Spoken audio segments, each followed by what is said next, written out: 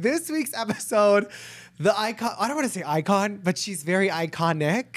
That's Gypsy Rose made an appearance. Rose, yeah. We finally get the moment we've been waiting for. I know. We got the literal tease at the very beginning of episode 1, and now we're episode 8, and Gypsy Rose, well, let's say Kim Kardashian came to Gypsy Rose. That's how epic this scene is for Kim. So I just landed in Louisiana. I'm meeting with Gypsy Rose Blanchard. Kim is invested in Gypsy Rose's storyline because, you know, Kim is in reform or whatever. And so Kim, not or whatever, but Kim also believes that she has a platform to utilize to really speak to younger people when it comes to prison reform and stuff like that and implementing therapy. And so she's all over it. I think she really wants to get involved. She could be really impactful with like youth and abuse. How long has she been out for? 3 weeks. Well, I love too, because it's like Kim's probably looking at this with, what is it? Like she got the golden ticket. Yeah. Because Gypsy's reached out to Kim that she wants to work with her and all this stuff. And Kim's like, damn, like I've kind of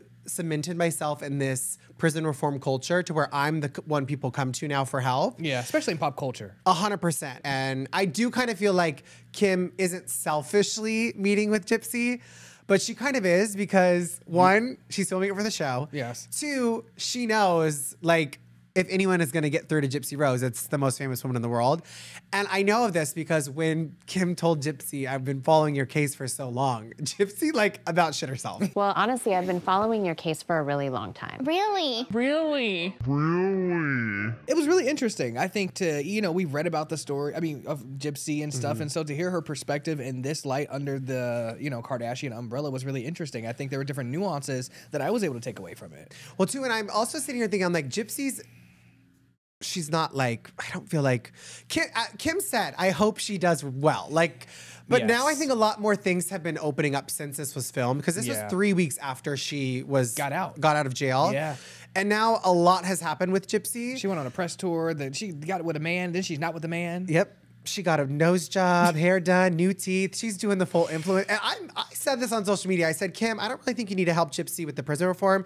Help her be an influencer because that's what Gypsy really wants. I post a selfie and then I'm expected to have this like greater message behind it. And I'm like, I'm just having fun. Gypsy telling Kim, like, I have to give you massive props. Yeah, for coming here. For meeting with me, Gypsy Rose, because I'm so controversial. And I give you massive kudos right now because I think a lot of people are afraid of touching me as a topic. Really? Because I'm too controversial. Kim goes, girl. So I give you like... Kim's like, babe, literally.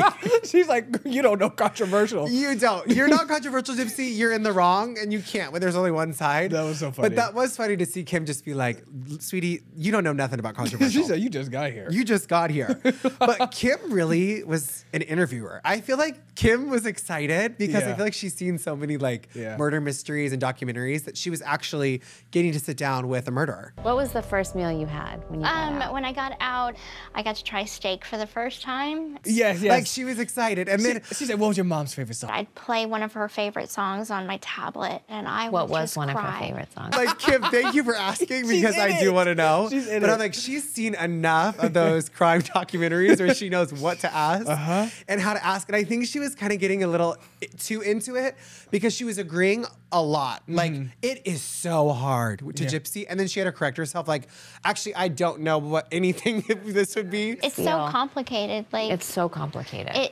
It's hard. You know, coming from that was a child in that situation, it is hard. I can't even begin to even act like I understand what you've been through. I really have no idea. The impact Kim has, imagine the impact Gypsy Rose will have with an audience that's following her because of her crimes. And these cultural moments are really honestly setting Kim up for even more success when she gets out of law school because she's been in touch with so many different trending topics around policy, law, and prison reform. And so like being a part of this nuance and all this situation, I think is propelling her to like get out when she's done with school to really be in the front lines of things. What she's got to experience, what she's gotten to see, and now she's getting to like be thrown into the most controversial case we've seen in years. But one thing that I love is kind of Gypsy and Kim can relate on is the therapy of it all. I started to see a therapist.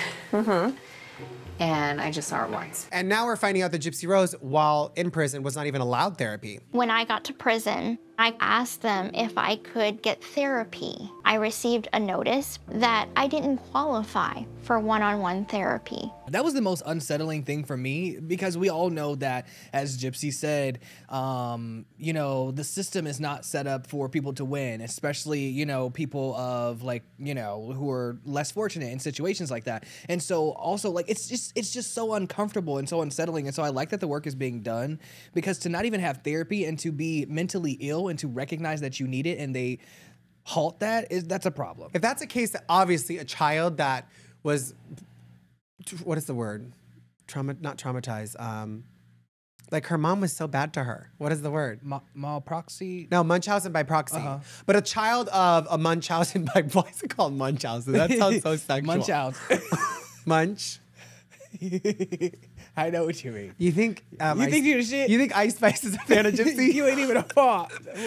Oh my God. But to have a case like this, Gypsy was a literal child, to not even be approved for therapy. Imagine all the people in prison that desperately need it. Desperately. So hopefully we can make a step. Gypsy is like, mentally yeah, but she presents as like a okay passing white woman. Can you imagine all of the other people that, you know, Kim has been very very helpful with, like the Black community, and so it's just like, it's very unsettling. But I'm enjoying Gypsy's comeback story.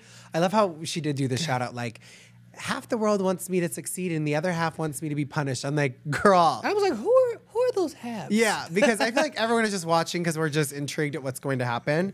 But like Kim said, I really do hope Gypsy takes the Kim Kardashian route and really does make an impact with this platform. I hope that Gypsy just follows her heart. I hope she heals first and foremost. And I hope that she just follows her path of wanting to help other people. Good luck, Gypsy.